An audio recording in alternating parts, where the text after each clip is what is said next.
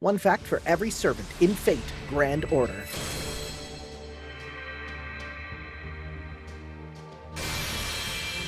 Caster, Mephistopheles.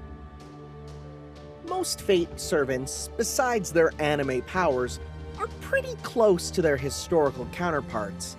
Some, however, are quite different, especially ones like Mephistopheles, who truly did not exist in real life.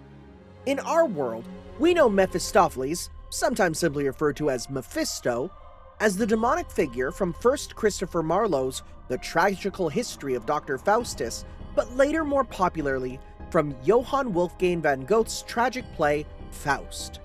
Many consider this piece to not only be Goethe's magnum opus, but the greatest work of German literature. In this story, Henrik Faust summons the demon Mephistopheles after trying to use magic to try and attain infinite knowledge. Mephisto appears first as a poodle and then as a wandering student who wants to serve Faust in life so that afterwards, Faust can serve him in the afterlife.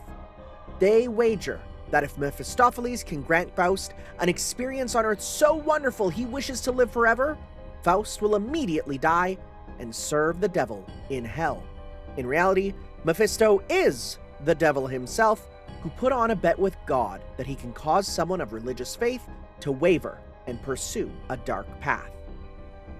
Henrik Faust was a fictional character, but he does have literary inspiration in the very real John Faustus, an alchemist, astrologer, magician, conman, and heretic of the German resistance. This is the figure that the Fate series says was the person who actually summoned Mephistopheles. In Fate, Mephistopheles was not actually a demon, however, but he certainly acted like one. Instead, he was a homunculus familiar. You can tell by his pale skin, similar to Einstein homunculi. Now, despite raising him with love, Mephisto betrayed his creator. In both our world and Fate, he was said to have died in an alchemical explosion which grievously mutilated his body.